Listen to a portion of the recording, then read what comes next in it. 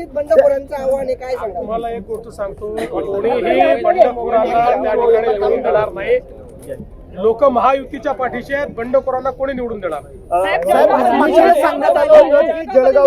झाली, परंतु त्यांच्या दर्जाचा प्रश्न आहे. काही थर्ड पार्टी ऑडिट करून काही जबाबदारी निश्चिती होईल का साहेब?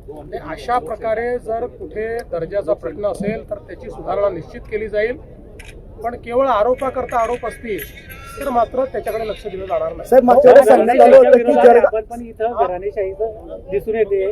अनेक उमेदवार जे आहेत ते नेत्यांच्याच घरातले. तुम्ही स्वतः म्हटले होते सर, असं आहे की महाराष्ट्रात भारतीय जनता पक्षाने एक पॉलिसी ठेवली होती, त्या अंतर्गत आम्ही हा निर्णय केला आणि जवळजवळ सगळीकडे आम्ही अशा पद्धतीनं कुठलेही नवीन उमेदवार दिले नाही.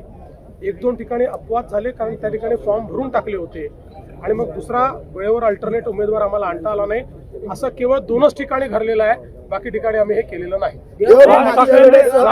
सांगण्यात आलं की जळगावचं सिंगापूर होणार आहे, मात्र आपण जवळच्या शिरपूरची बरोबरी करू शकलो नाही. जळगाव शहरातील जी उपनगर आहेत त्यांची जी परिस्थिती आहे ती आजही जैसे थे आहे. मला एक सांगतो, मी सिंगापूर वगैरे कधी म्हणत नाही. आपलं जळगाव हे आपलं जळगाव आहे, आपली संस्कृती वेगळी आहे. जे काही घडलं जळगावमध्ये ते आमच्या काळातच घडलंय आणि पुढच्या 5 वर्षामध्ये विकसित जळगाव आपल्याला करायचं. साहेब, अजित पवारांना की तुम्हाला वीर सावरकरांचे विचार पटत नसतील तर तुम्ही लांब राहा किंवा तुमच्याशिवाय पण विचार पण मला असं वाटतं की वीर सावरकरांचे विचार हे अजितदादांनी त्याचा विरोध करण्याचं कारण नाही, त्यांनी कधी केलंही नाही. म्हणजे मला माहिती नाही त्यांनी केलं असेल तर, आजपर्यंत तरी मी बघितलं नाही. पण हे आमची भूमिका ही पक्की आहे की वीर सावरकरांचा विरोध हा आम्हाला मान्य नाही. राज ठाकरेंनी उद्धव ठाकरेंना पक्ष सरेंडर केल्याचं दुरी म्हणतायत भाजपामध्ये गेल्यानंतर.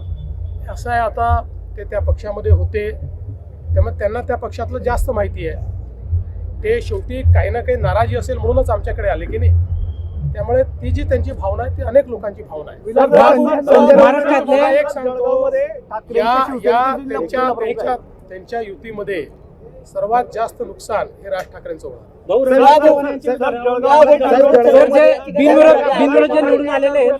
असं आहे की रवींद्र चव्हाणांनी त्या विधानावर स्पष्टीकरणही दिलेलं आहे, दिलगिरी व्यक्त केलेली आहे. त्यांनी हे स्पष्टपणे सांगितलं आहे की मी फक्त रेकॉर्डबद्दल बोलत होतो की नवीन रेकॉर्ड तयार करा, बाकी विलासरावांच्या बद्दल या महाराष्ट्रात पक्षविरहित सर्वांना आदर आहे. त्यामुळे विलासरावांच्या स्मृती कोणी पुसणार नाही, कोणी पुसू शकत नाही. आम्हाला सगळ्यांना आदर आहे. आम्ही जरी काँग्रेसच्या विरुद्ध लढत असलो तरी देखील विलासरावांच्या संदर्भात आमचं सगळ्यांचं असं मत आहे की महाराष्ट्रातले जे प्रमुख नेते आहेत, ज्यांनी महाराष्ट्रामध्ये उत्तम काम केलं, त्यापैकी एक विलासराव आहेत. आणि हे स्पष्टीकरण रवींद्र चव्हाण साहेबांनी दिलेलं आहे. आणि याच्या पुढे जाऊन कोणीही निवडणुकीच्या काळात दिलगिरी व्यक्त करत नाही, पण त्यांनी दिलगिरी व्यक्त केली आहे कारण त्यांच्या वक्तव्याचा चुकीचा अर्थ निघालेला.